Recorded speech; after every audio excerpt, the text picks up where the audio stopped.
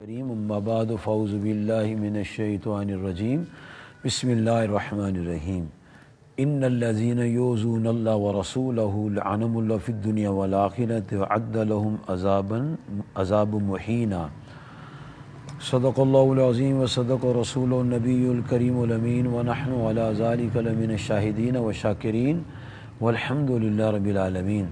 اللہم صلی علی سیدنا مولانا محمد وعلی آل سیدنا مولانا محمد واصحاب سیدنا مولانا محمد وبارک وسلم۔ بے شک جو ایذا دیتے ہیں اللہ تبارک و تعالیٰ کو اور اس کے پیارے نبی آخر الزمان خاتم النبیین صلی اللہ علیہ وسلم کو، ان پر اللہ تعالیٰ کی لعنت ہے دنیا اور آخرت میں، اور اللہ تعالیٰ نے ان کے لیے ذلت کا عذاب تیار کر رکھا ہے۔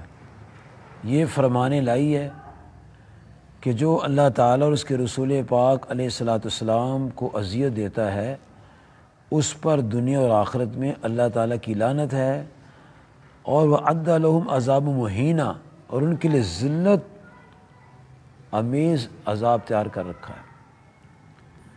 اللہ تعالیٰ نے بڑی وضاحت سے یہ بیان کر دیا ہے کہ جو مجھے اذیت دے گا، میرے محبوب علیہ السلام کو اذیت دے گا، اس پر لعنت ہے، اللہ کی لعنت دنیا اور آخرت پہ۔ تو جنہوں نے آسیہ ملونہ کو رہا کیا ہے، جس کو پھانسی کا آرڈر تھا، انہوں نے قرآن پاک کا بھی انکار کیا ہے اور اللہ کی بھی توہین کی ہے اور نبی پاک صلی اللہ علیہ وسلم کی توہین کی ہے۔ ان عدالتوں کی توہین ہو تو یہ قید کر دیتے ہیں، اور جب خود توہین قرآن اور توہین مصطفیٰ علیہ السلام اور اللہ کی توہین کرتے ہیں تو ان کی سزا اللہ تعالیٰ خود دیتا ہے، پبلک تو نہیں دیتی نا، پبلک پر تو انہوں نے پھانسی کے پھندے لگا رکھے ہیں جی، جس کو پھانسی لگنی اس کو چھوڑ دیا، جس کو چھوڑنا اس کو پھانسی لگا دی۔ یہ تو نمرودی ہیں۔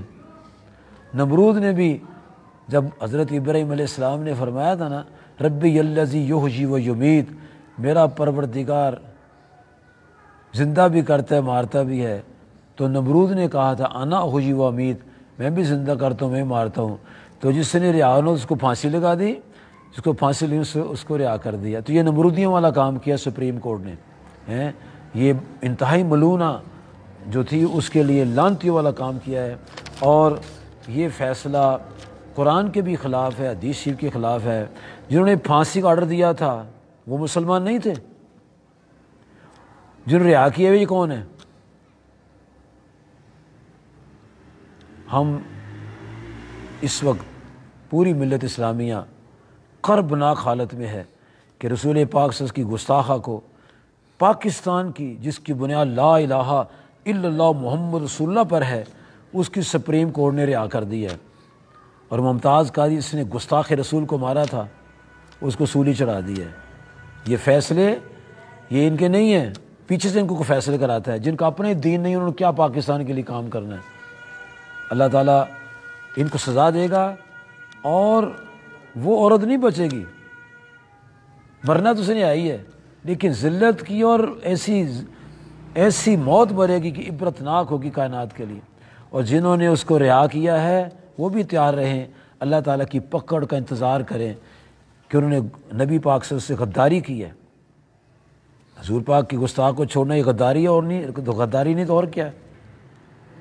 سپریم کورٹ کا فرض تھا اس کو پھانسی چڑھا دیتے تاکہ سپریم کورٹ والے بھی اللہ کے نبی پاک کی بارگاہ میں سرخرو ہوتے۔ اللہ تعالیٰ مسلمانوں کو نبی صلی اللہ علیہ وسلم کی عشق سے منور رکھے، اور جو